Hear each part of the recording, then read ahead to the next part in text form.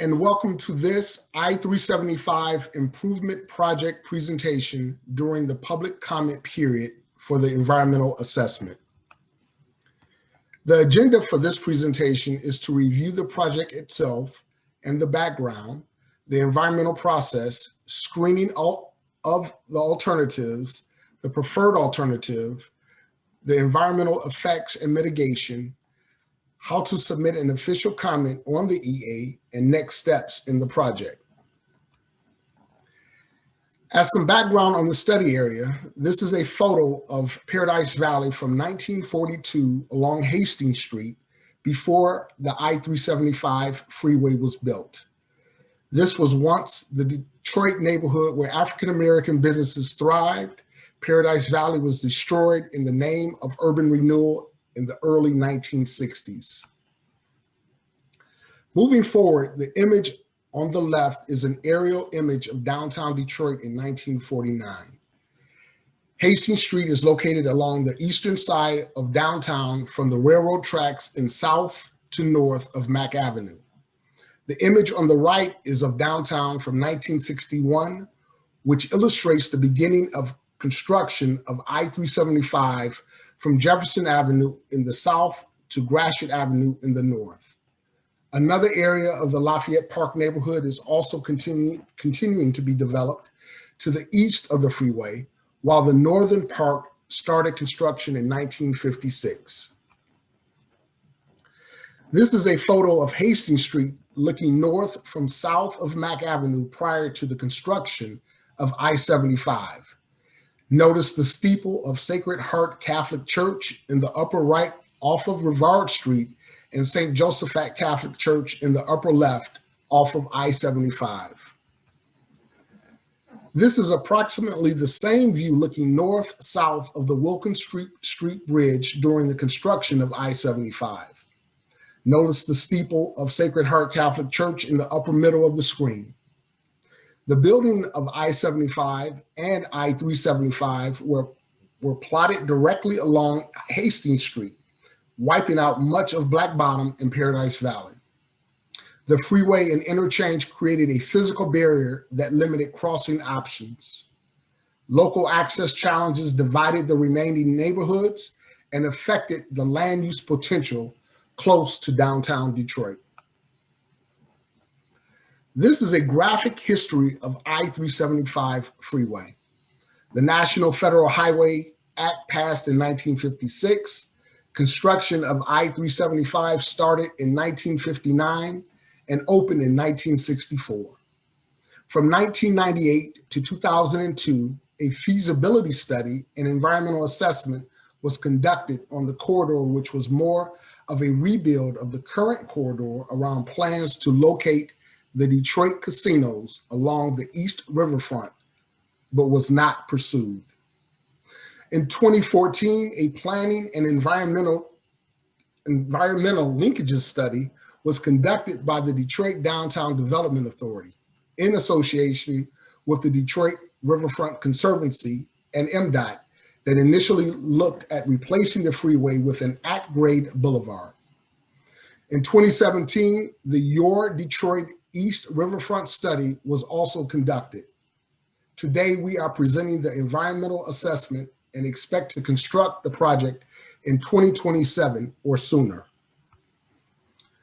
This is the project area, which includes I-75 from John R. Street to Mack Avenue, the Gratiot Avenue connector, Gratiot Avenue from St. Antoine Street to the DeQuinder Cut, and the entirety of I-375 corridor from I-75 to the Detroit River. The team has had a robust stakeholder engagement process since 2017, including having 2 public meetings, 7 LAC-GAC meetings, 12 workshops with the City of Detroit, and more than 70 meetings with various stakeholders. The LAC is a local advisory committee, which is made of local businesses, neighborhood, and business associations. The GAC is the governmental advisory committee, which is a group of governmental agency representatives. The stakeholders included neighborhood associations, businesses, civic stakeholders, faith-based groups, and others. All these meetings help to refine the alternatives. The purpose of the project was defined with the 2014 Planning and Environmental Linkages PALE study and has been further refined through the environmental assessment. The purpose of the project explains why we are doing the study. This was developed based on information from stakeholders and how they wanted the corridor to function. The need of the project is based on the existing and future conditions of the corridor and identifies where there are issues and concerns. Since the freeway was built over 50 years ago, there are deteriorating bridge and pavement conditions.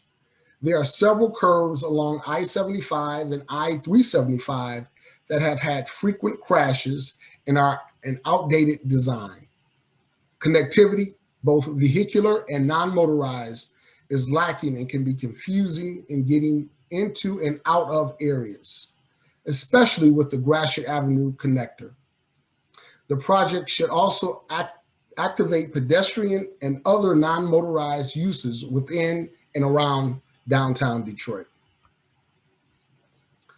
The purpose and need of the project is a requirement of the National Environmental Policy Act, NEPA.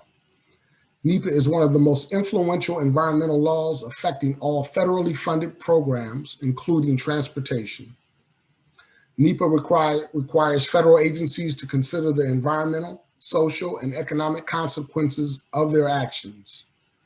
Today, because of NEPA, transportation investments require a transparent, collaborative, and inclusive decision-making process.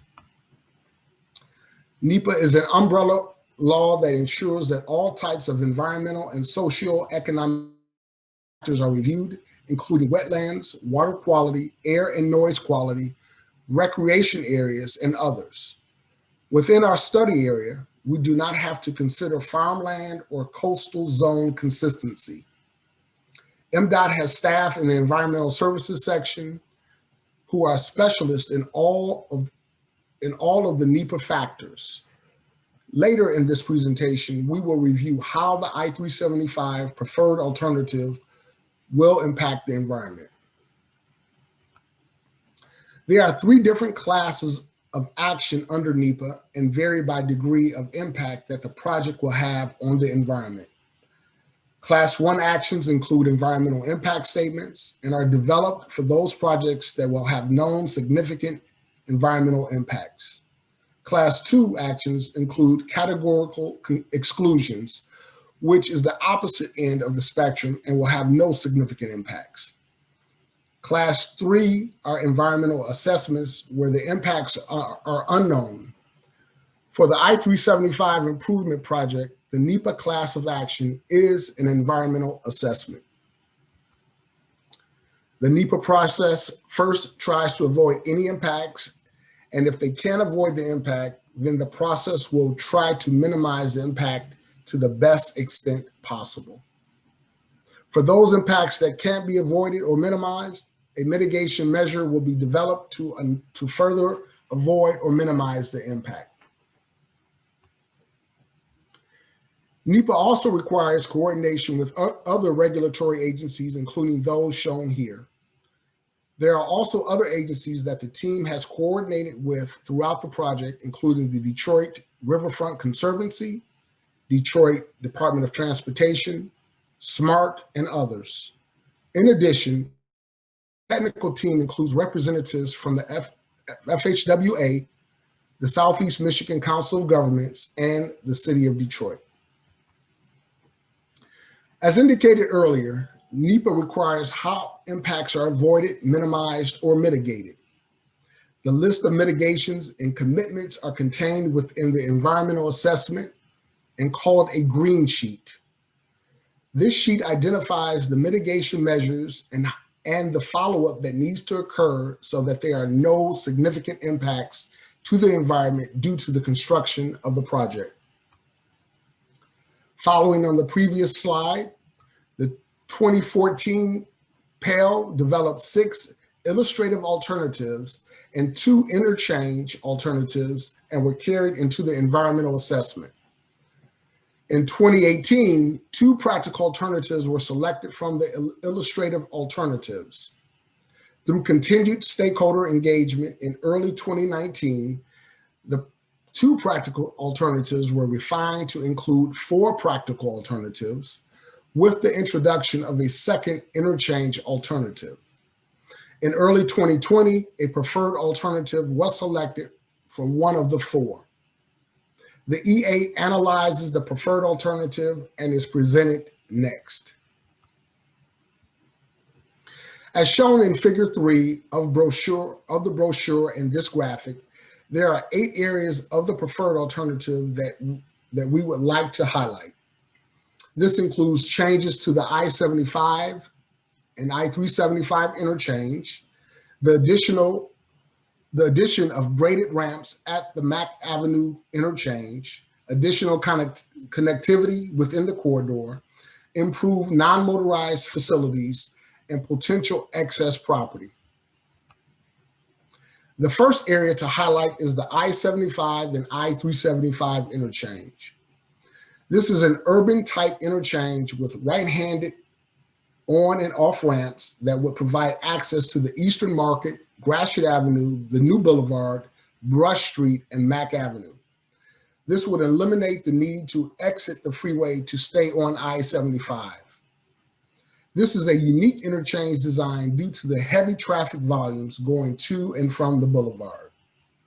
The intersection in the middle has only 2 approaches, which allows traffic to enter southbound I-75 from the northbound boulevard and enter the southbound boulevard from southbound I-75.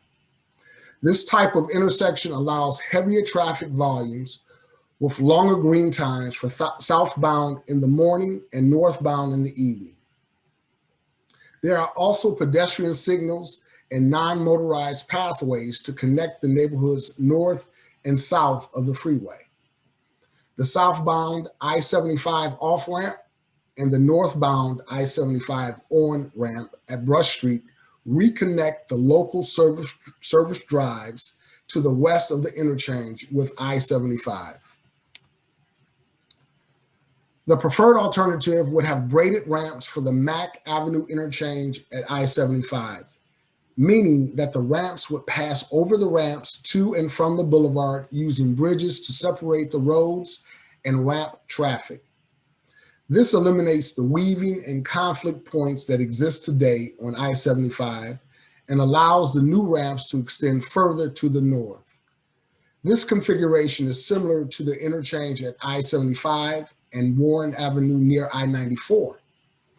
Vehicles from the boulevard would not be able to exit to Mack Avenue, and vehicles entering from Mack Avenue would not be able to exit to the boulevard. Instead, those vehicles will have to use local surface streets to make those movements. With the preferred alternative, there would be additional connectivity between Brush Park and Eastern Market with a new bridge along the new local connector. There would be additional street connections within Eastern Market and access to Brush Park from northbound and southbound I-75.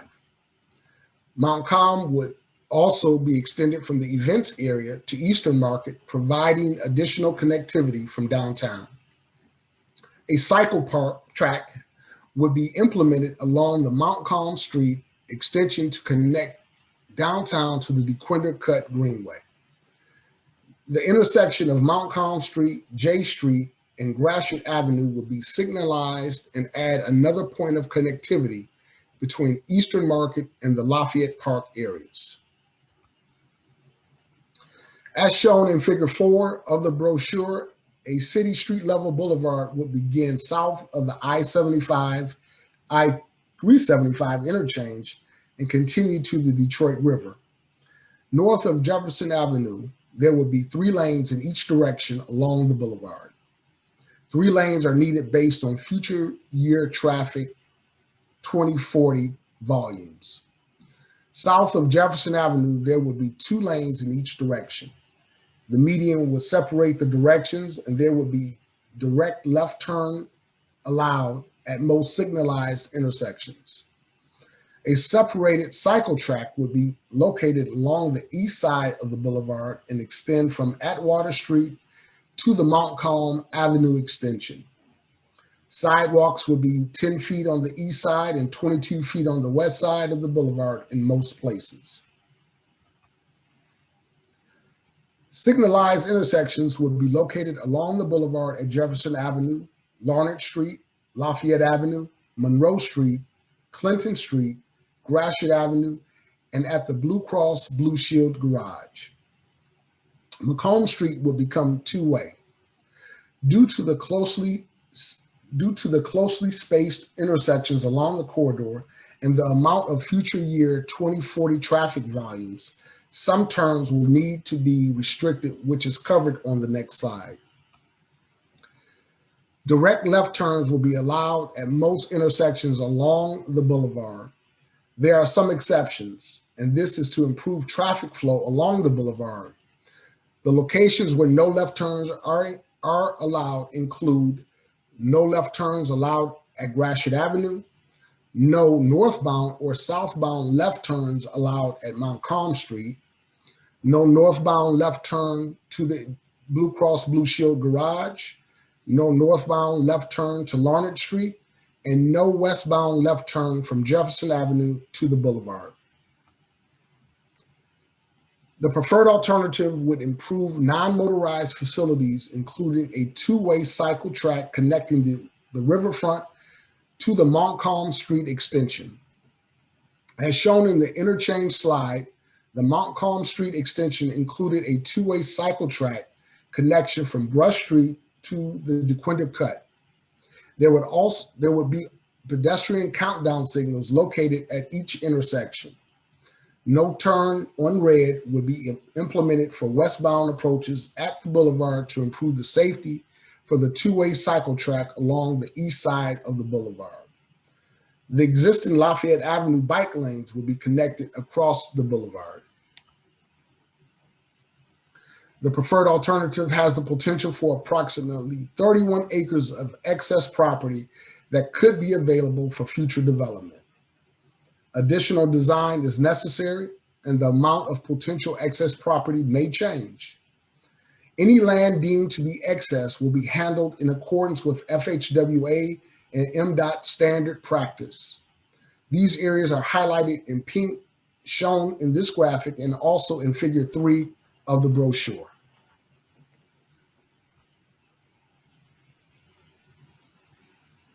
This is a photo of the current I-75 and I-375 interchange looking north from Ford Field near Gratiot Avenue. Notice the Madison Avenue ramps located in the middle of I-375.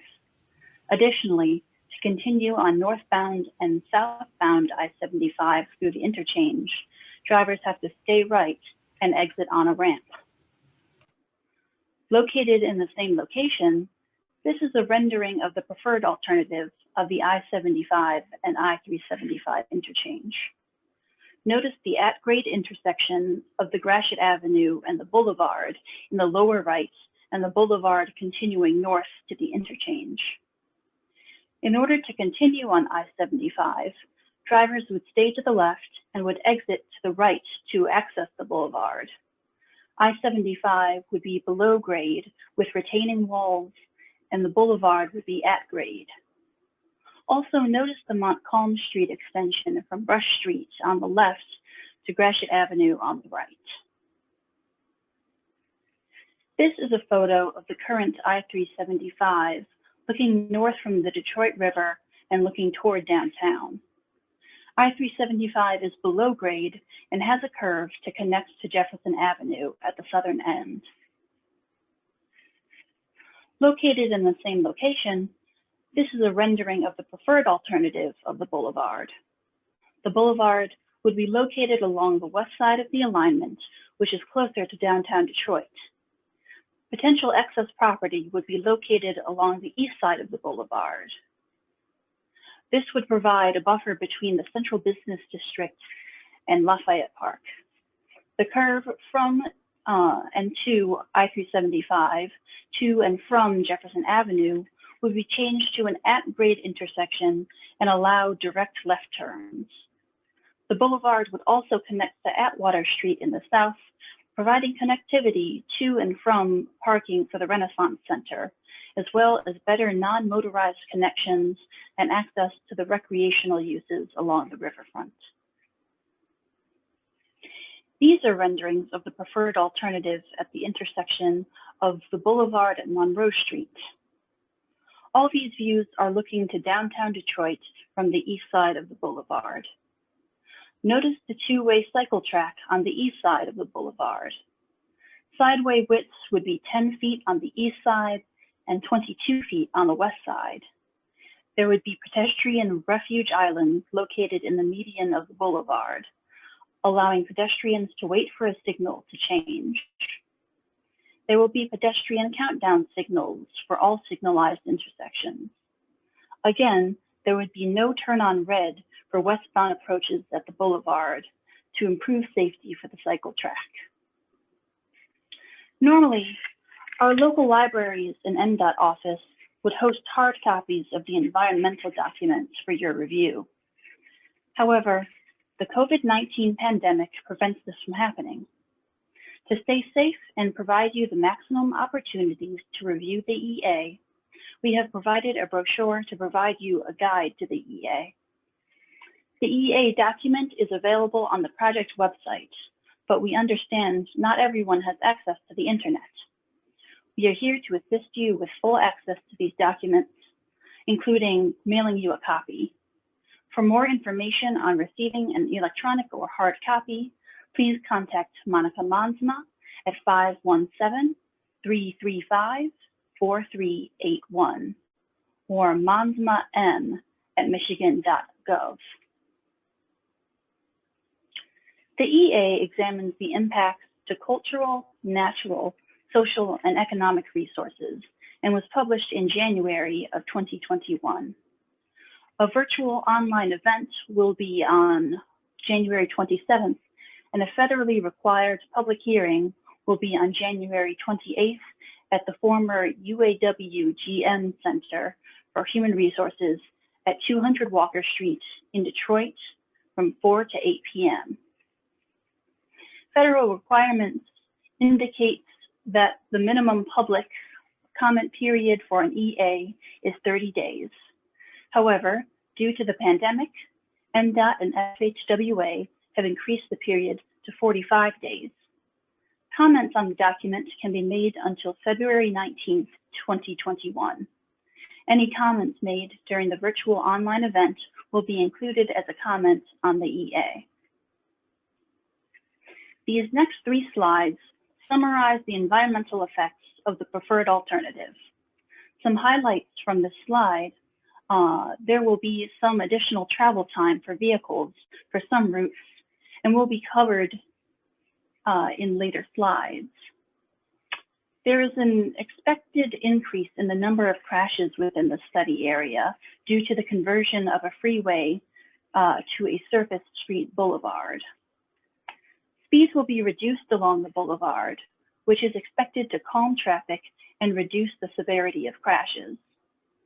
Crashes are expected to decrease along the freeway due to the change of the I-75 and I-375 interchange and elimination of dangerous curves.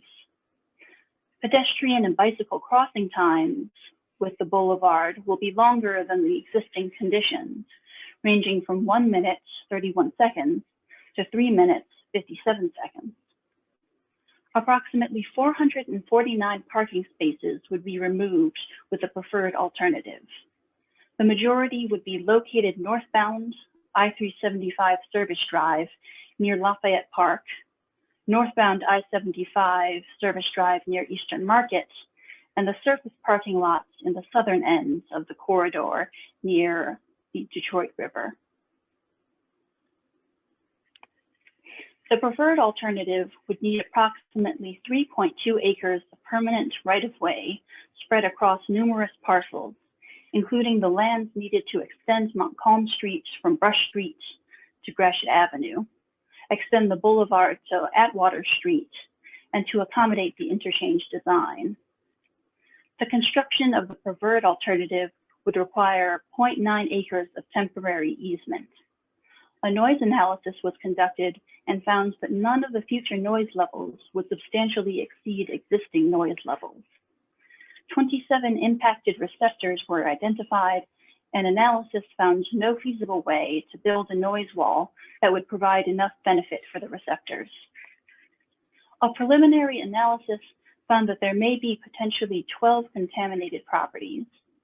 Additional site investigation will be conducted, and the sites will be identified with mitigation prior to construction. The preferred alternative would have temporary impacts to the DeQuinter Cut Greenway and the Riverwalk Iron Bell Trail during construction. In addition, there may be temporary impacts to the Holy Family Church and the Mrs. Solomon Sibley House. Access will be maintained during construction, and the properties will be returned to existing condition or better. The design for the preferred alternative would decrease the amount of impervious area by 9%, reducing the amount of stormwater runoff overall. Additionally, a new stormwater system will be constructed to separate water and sewer, and the team will be looking at more best practices during design. There will be temporary impacts to traffic and air quality noise during construction. Additional meetings will be held, maintenance of traffic at the conclusion of the environmental process. A detailed microsimulation traffic analysis was developed for the immediate I-375 corridor, which is highlighted in pink in the graphic. This included a morning and evening peak periods on a typical weekday. A dynamic traffic assignment, or DTA model, was developed for the larger study area and shown in green. This innovative model was developed to determine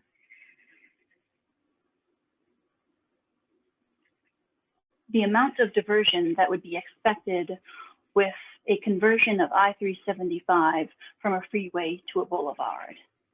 There was approximately a 12% growth in traffic from today to the year 2040. The DTA model estimated that between 20 to 40% of traffic would be diverted off of I-375 and utilize other routes to either enter or leave downtown Detroit. This information was input into the detailed microsimulation model to determine the amount of expected congestion along I-375. It was found that 3 lanes would still be needed in each direction between I-75 and Jefferson Avenue. Even with 3 lanes in each direction, there is still expected to be some delay in travel times along the corridor. Additional special event analysis will be conducted during design to further optimize intersection operations around the event area. On average, the preferred alternative has the potential for a 2 to 7 minute delay along the boulevard with a conversion of I-375 to a surface street.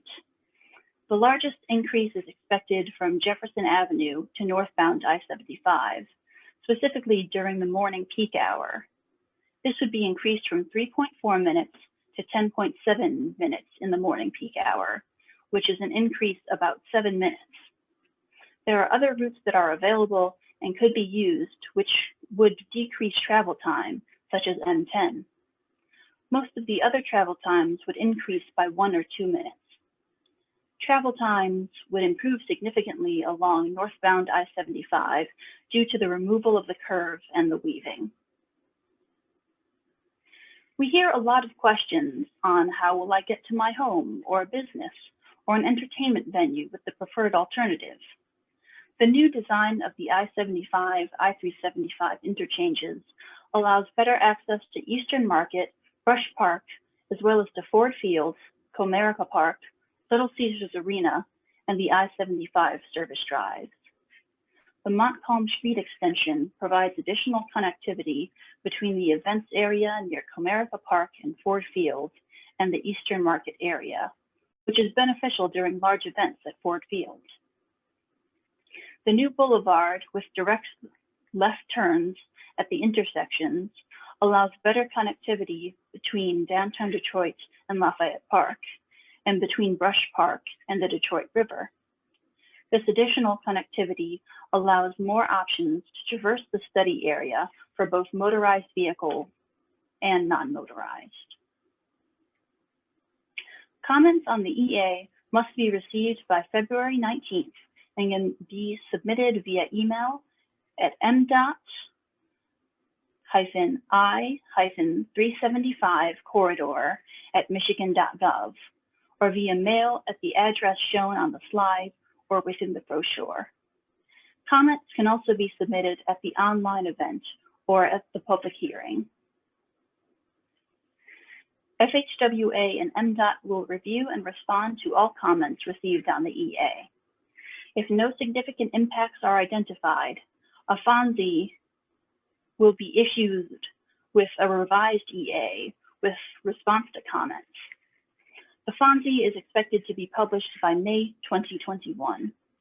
If FHWA identifies significant impacts along the corridor, an environmental impact statement will need to be conducted and a FONSI will not be issued. The conversion of I-375 from freeway to a surface street boulevard would require I-375 from the interstate system of highways. FHWA would need to de-designate the freeway to a boulevard and include the section of roadway as a non-freeway on the national highway system. I-375 would be renamed to M-375 through the construction process. Future public meetings will be held to discuss the naming of the boulevard and how to incorporate historic aspects along the corridor. The final design phase will begin after the FONSI and include stakeholder engagement on maintenance of traffic, as well as some refinements to the intersection operations in the event area. Construction is expected in 2027. However, MDOT will continue to evaluate opportunities to construct the project earlier. In conclusion, the I-375 project team says, thank you. We've asked you on many occasions to make the I-375 corridor better, and you've shared your ideas and time along the way. We look forward to continuing to work with you as the project proceeds into design and construction. Please visit the project website at www.michigan.gov/I-375study for more project information and to keep updated on the project.